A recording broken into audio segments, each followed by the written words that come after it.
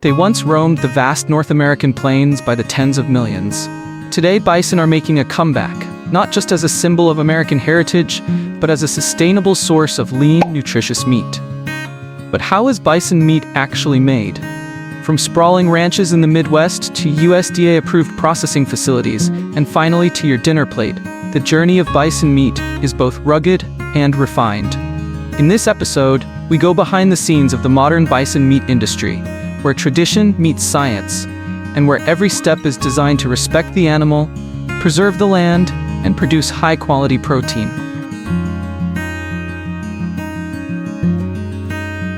Bison ranching begins in wide, open landscapes, from Montana's rolling hills to the grasslands of South Dakota and Alberta. Unlike conventional livestock, bison are minimally domesticated. They retain their wild instincts, making them both hardy and low maintenance.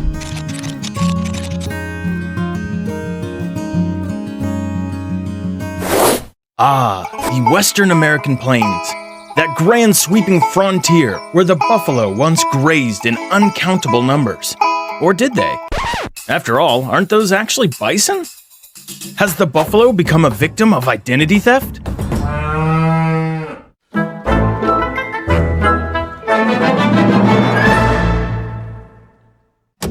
It's easy to understand why people confuse bison and buffalo. After all, they're both large, horned, ox-like animals of the bovidae family. But there are differences. Specifically, the three H's: home, hump, and horns. Contrary to the song Home on the Range, buffalo do not roam the American West. The misnomer, which continues to be used today, is often attributed to confused explorers. In reality, those woolly bovines who called the North American Plains, as well as parts of Europe, home, are bison. Of the two varieties of buffalo, water buffalo are indigenous to South Asia, while Cape buffalo roam the savannas of Africa. You may also notice that bison have a hump at the shoulders, while buffalo don't. During the winter, this hump allows the bison's head to function as a plow, sweeping away drifts of snow as it wanders the plains in search of food. The next sign is the horns. Buffalo tend to have large horns with very pronounced arcs. Some have reached more than 6 feet, or 1.8 meters in length. The horns of a bison, however, are much shorter and very sharp.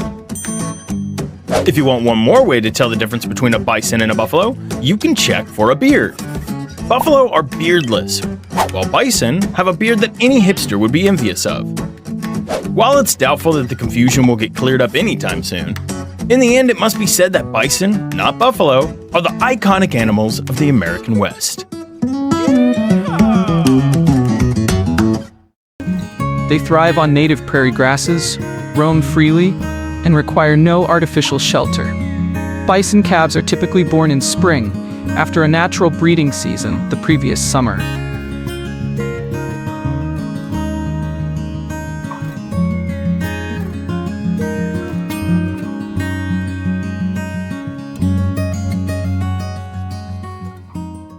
The newborn calf, usually weighing between 30 to 40 pounds, is up and walking within an hour.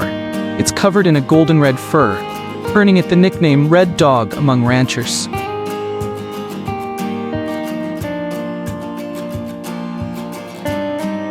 During the first few weeks, the calf stays close to its mother. It nurses frequently, learns the herd's signals, and follows her everywhere. By 2 months, calves begin nibbling on grass while still nursing. Their coats darken to brown, and they start mingling with other calves.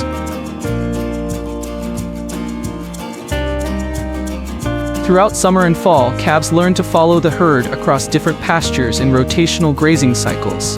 They also learn survival behaviors, how to detect threats, when to move, and how to stay protected within the herd.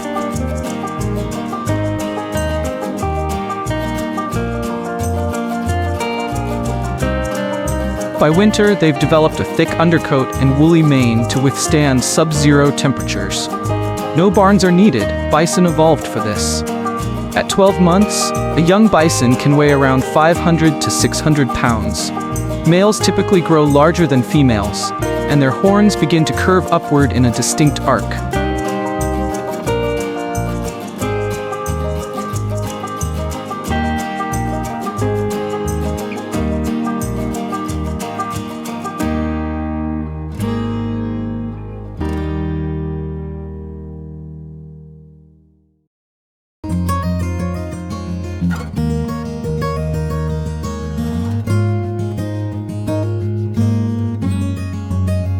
By 18 to 24 months, the bison reaches market maturity. At this stage, ranchers assess the animal's condition, conformation, and weight to decide whether it's ready for processing, breeding, or continued growth.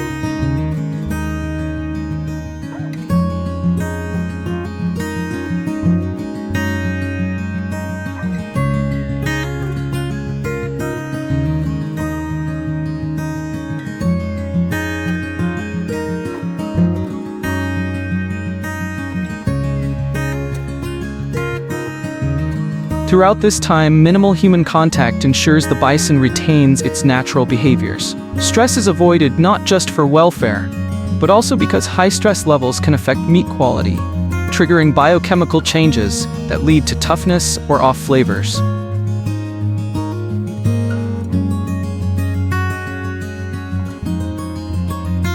In essence, a bison's early life mirrors the rhythms of its wild ancestors, shaped by land, seasons, and instinct, not by confinement or artificial feeding.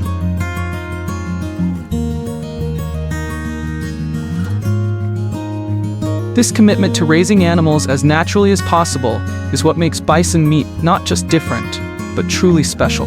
Ranchers monitor herds from a distance using binoculars or drones, minimizing contact to keep the animals calm and undisturbed.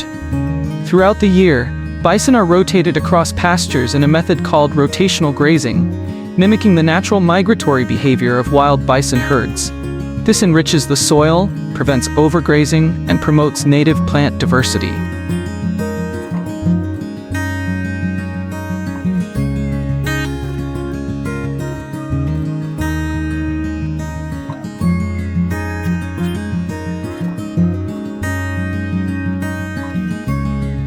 Bison are not treated with growth hormones or routine antibiotics. This natural approach is key to the industry's emphasis on sustainability and animal welfare.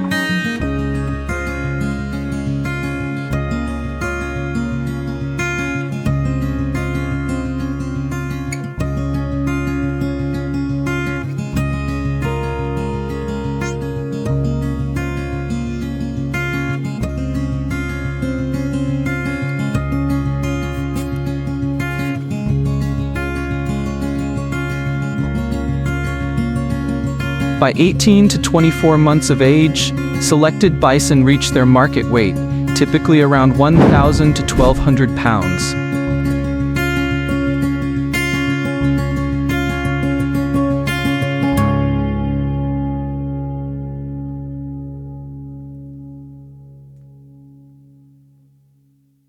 Now begins the transition from pasture to processing. Unlike cattle, bison are notoriously difficult to herd. They're faster, stronger, and more unpredictable. To minimize stress, ranchers use low-stress handling systems, including curved corrals, quiet chutes, and natural barriers that guide the animals calmly.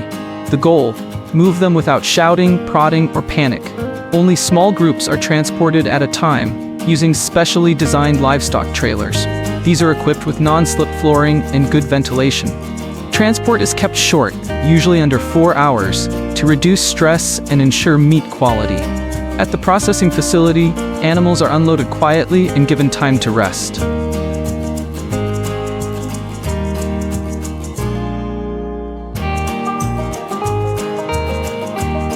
Most modern facilities are inspired by Dr. Temple Grandin's designs, emphasizing curved walkways and sightline barriers to prevent fear.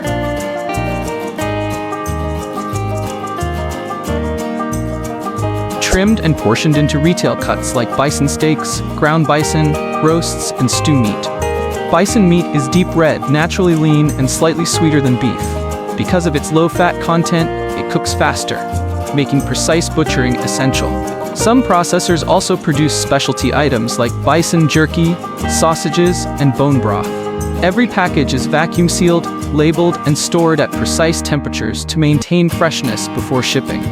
Once packaged, the bison meat enters cold chain logistics, a temperature-controlled supply chain that keeps products fresh until they reach markets. From regional distributors to gourmet grocery stores and restaurants, bison meat is often marketed as premium, heritage protein. In kitchens across the world, chefs prepare bison in diverse ways: grilled bison ribeye, ground bison burgers, slow-cooked bison chili, smoked bison sausage. Because of its low fat content, bison should be cooked gently, medium rare to medium, to retain tenderness and flavor. Restaurants often highlight its sustainable story on menus, while home cooks experiment with bison as a flavorful alternative to beef. Every bite carries the legacy of a species once nearly extinct, now thriving thanks to conservation ranching. Bison meat isn't just food, it's a story of revival, responsibility, and respect. Once hunted to near extinction, the American bison has become a symbol of ecological restoration and ethical ranching. Behind every steak is a rancher working in harmony with the land, an animal raised with dignity, and a commitment to sustainability from pasture to plate. As demand grows, the industry continues to balance production with preservation, proving that food can know one. So the next time you see bison on the menu, you'll know, it's not just what you eat, it's how it was made that matters. If you enjoyed this behind-the-scenes journey into how bison meat is made, don't forget to subscribe for more deep dives into how the world really works.